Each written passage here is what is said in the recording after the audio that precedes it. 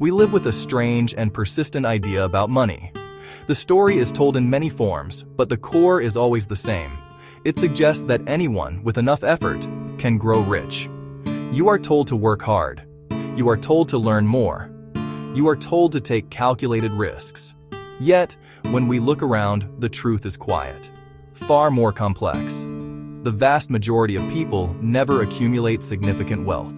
This is not because they lack skill or because they do not work hard.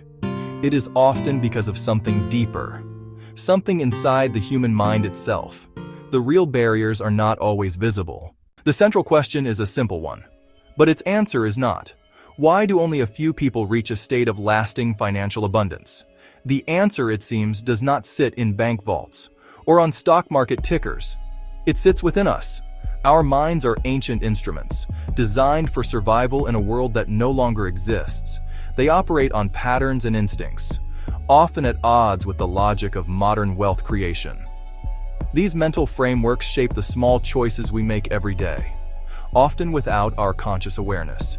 And it is the accumulation of these small choices over many years that forms the structure of a life. This is not a story of quick tips or secret formulas. Those promises are loud, but they are hollow. This is a story about human nature. It is about the hidden psychology that governs our relationship with money, with time, and with ourselves. The reason most people do not become wealthy is not due to a single, catastrophic failure. Instead, it is a slow drift, guided by powerful, unseen currents of thought and feeling. Understanding these currents is the first step toward navigating them. It is about seeing the patterns that define our lives, and then perhaps choosing to draw a new one. The journey to wealth, for those who complete it, is less a sprint, and more a quiet, deliberate construction. It is an internal process before it is an external one. It begins with an awareness of the default settings of the human mind. These settings are not flaws. Consider the nature of time. Wealth, true and lasting wealth, is almost always a product of it. It grows slowly, quietly, like a great tree from a small seed. A modest sum of money, saved, invested with care, can become a fortune over the course of decades. This principle, compounding, one of the most powerful forces in finance. The mathematics are simple. The concept is easy to grasp. Yet the human mind struggles to embrace it fully. Our brains prefer immediate rewards over distant ones.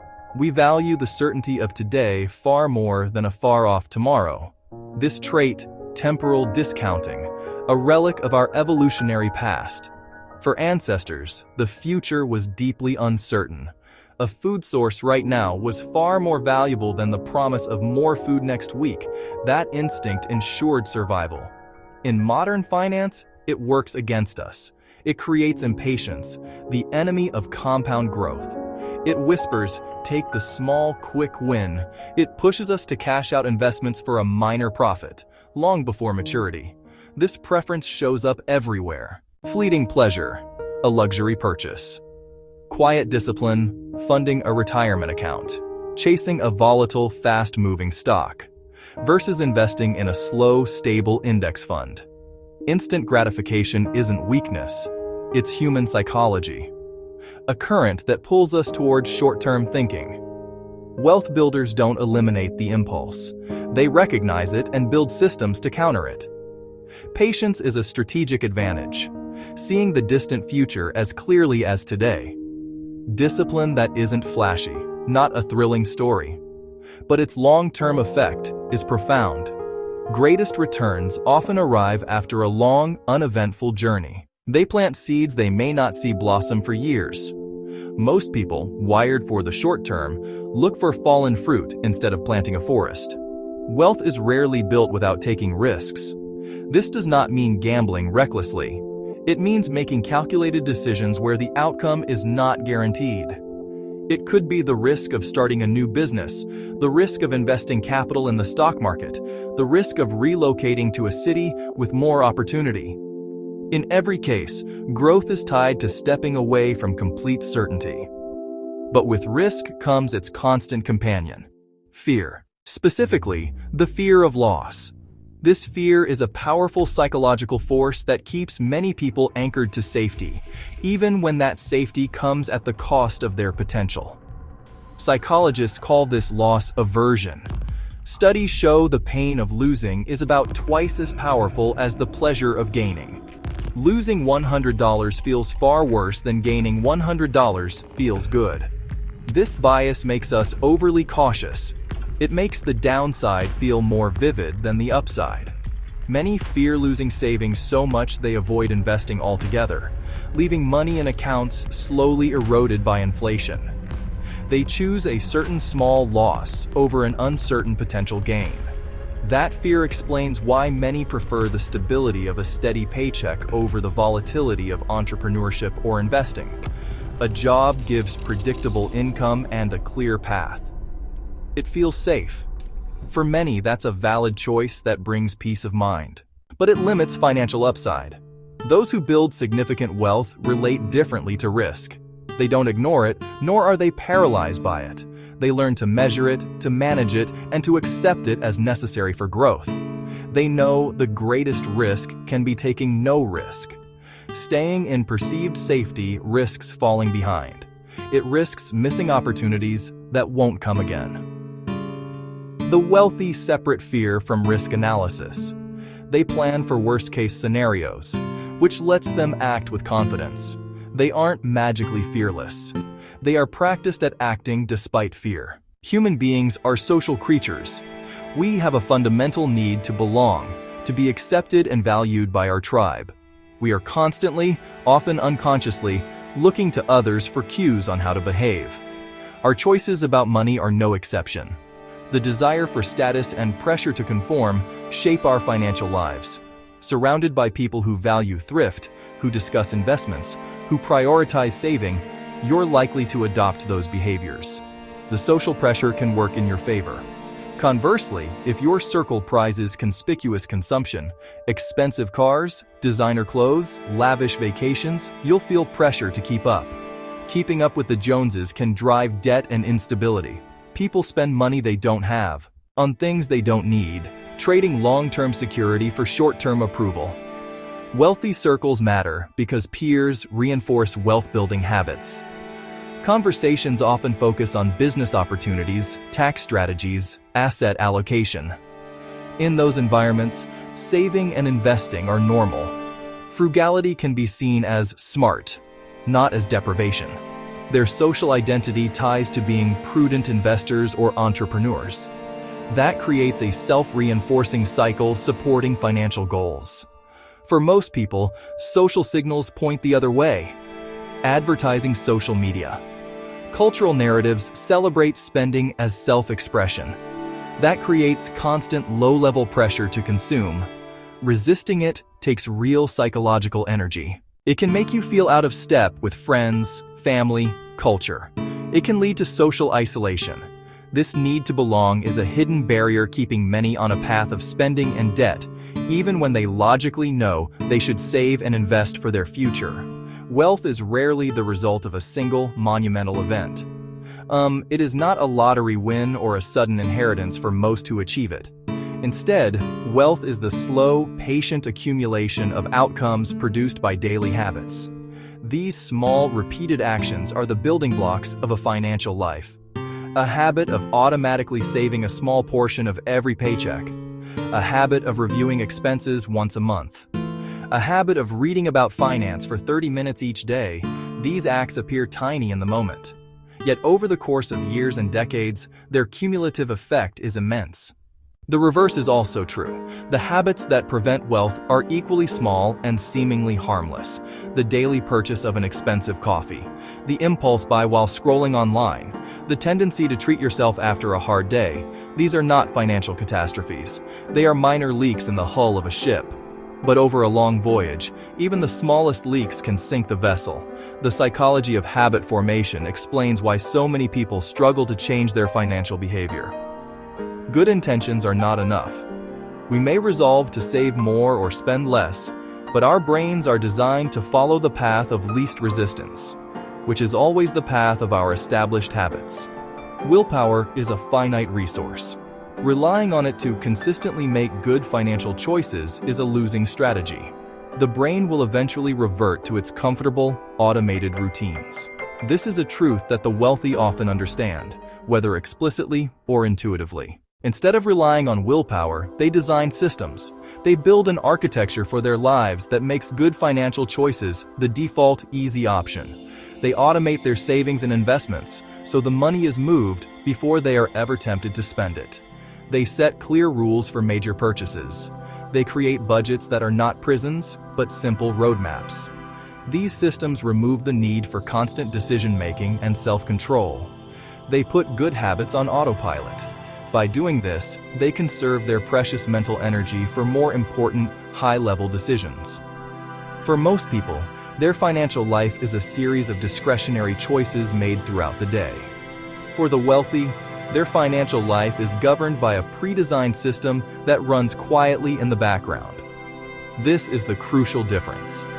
It is not about having more discipline. It is about needing less of it. The invisible architecture of daily habits is what ultimately separates a life of financial struggle from a life of financial freedom. Our minds are constantly processing an overwhelming amount of information. To cope, they have developed a series of mental shortcuts, or heuristics. These shortcuts allow us to make quick judgments and decisions without having to perform a deep, exhaustive analysis every time. In many areas of life, these instincts serve us well. They help us navigate social situations and make rapid assessments of our environment. But when it comes to the complex and counterintuitive world of money, these same shortcuts, known as cognitive biases, can lead us to make systematic and predictable errors. One of the most common is overconfidence bias. Many people, especially after a few successful investments, begin to overestimate their own skill and knowledge. They believe they can outsmart the market. This overconfidence often leads them to trade too frequently, incurring unnecessary costs and taking on excessive risk. They start to chase hot trends and believe they can predict the future, when in reality, their success may have been due to luck. The market eventually humbles them, but the bias can be difficult to shake. Wealthy, experienced investors, by contrast, often cultivate a deep sense of humility. They know how much they do not know. Another powerful bias is recency bias. This is the tendency to give greater importance to recent events than to events in the distant past. In finance, this creates a dangerous cycle of emotional decision-making. After a long bull market, people forget the pain of past crashes. They start to believe that the market will go up forever and pile in at the top, just before a correction. Conversely, after a market crash, the fear is so fresh in their minds that they become too scared to invest, selling at the bottom or staying in cash while the market begins its slow recovery. They consistently buy high and sell low, the exact opposite of a winning strategy. Confirmation bias also plays a significant role. This is our tendency to seek out and interpret information in a way that confirms our pre-existing beliefs. If you believe a certain stock is a great investment, you will subconsciously look for news articles and opinions that support your view, while ignoring or dismissing any evidence to the contrary. This creates an echo chamber that reinforces your initial decision, whether it was sound or not. Overcoming these biases is not easy. It requires a conscious effort to slow down, to question one's own assumptions, and to seek out dissenting opinions. It requires a mental discipline that is rare, but essential for long-term financial success. Education is often presented as a key to prosperity, and in many ways, it is. However, the type of knowledge that leads to wealth is often not the type that is taught in schools. Most of us learn how to earn an income. We are trained to become a good employee, a skilled professional, or a proficient technician. Very few of us are taught how money itself works. The fundamental principles of compounding tax efficiency, leverage, asset allocation are not part of the standard curriculum. They are part of an unwritten map, one that the wealthy study diligently while most remain unaware of its existence. This knowledge gap is not just about financial literacy. It is about understanding systems. The wealthy do not just learn skills. They learn how economic, legal, social systems operate. They study where capital flows and why. They learn about the incentives that drive institutions and the regulations that shape markets. This is a different level of learning. It is not about how to get a raise. It is about how to own the system that pays the salary. This deeper knowledge allows them to identify opportunities that others do not see and to structure their affairs in a way that minimizes drag and maximizes growth. This crucial education often comes from sources outside of formal schooling. It comes from mentors, people who have already navigated the path. It comes from a lifetime of voracious reading, not just of finance books, but of history, psychology, and biography. It comes from being part of networks and families where this knowledge is passed down as a matter of course. For many people, these sources are simply not available. They may not know anyone who is truly wealthy.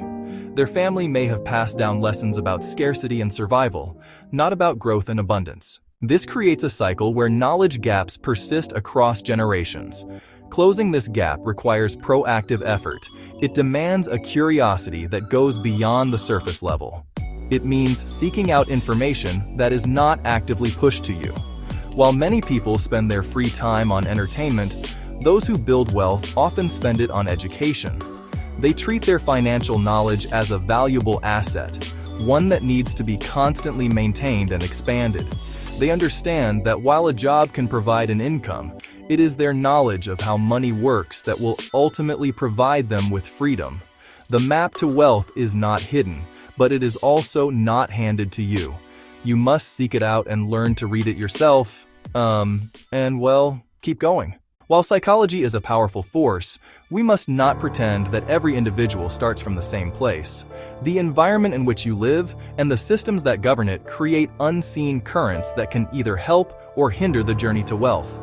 Laws, regulations, tax codes, the stability of a country's economic institutions form the landscape on which everyone must operate.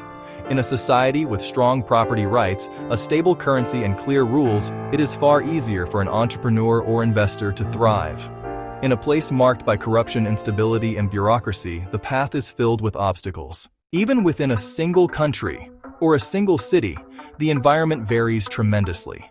The neighborhood you grow up in can determine your access to good schools, to safe streets, and to role models. More importantly, it shapes your network.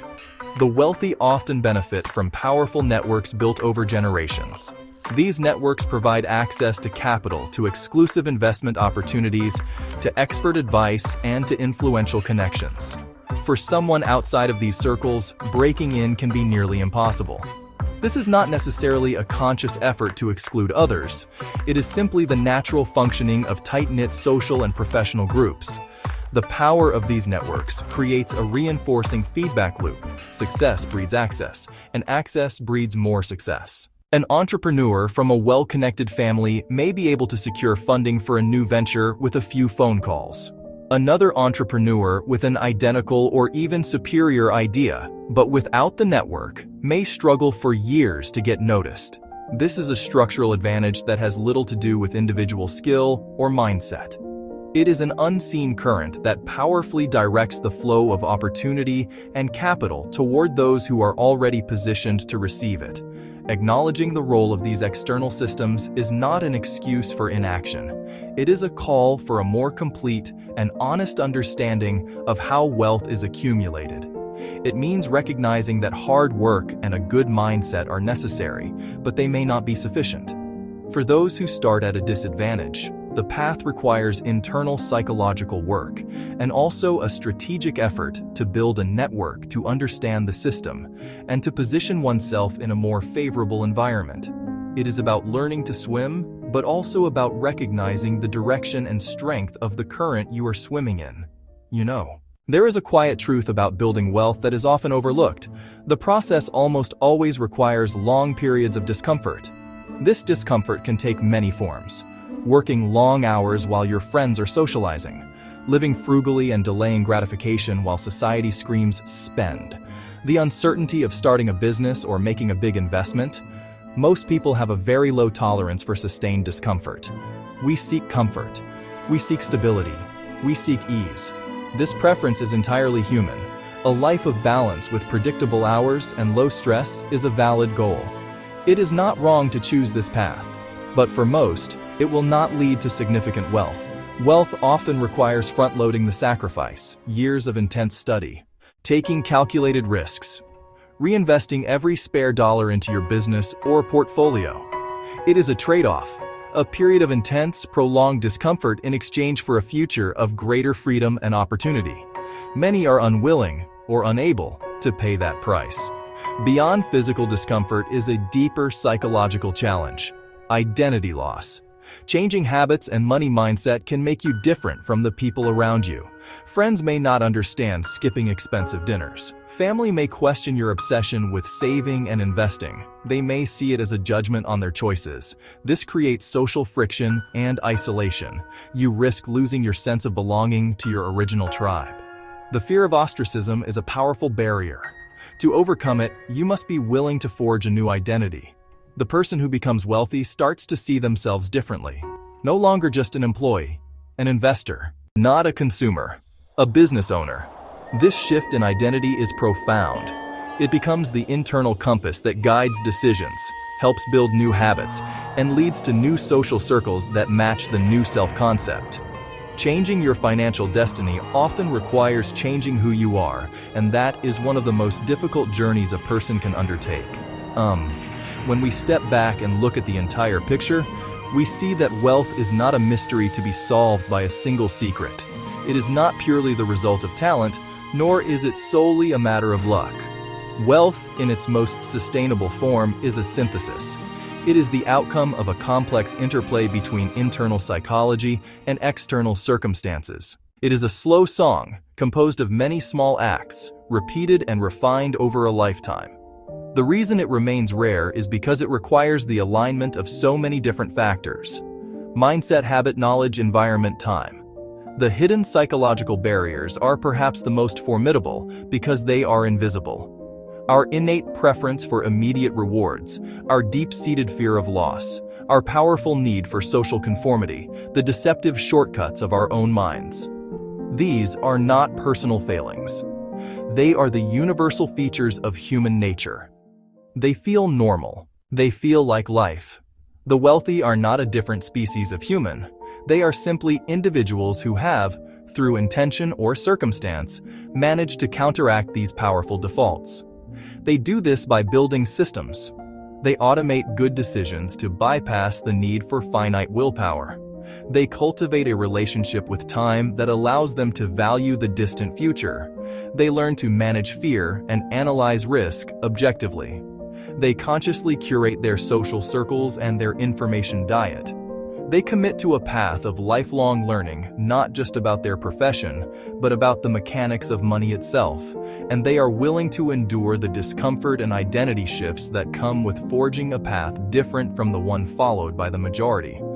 Ultimately, this understanding should reframe how we think about wealth. It is not a moral prize awarded to the most deserving, nor is it a simple game of skill. It is the result of a specific set of patterns.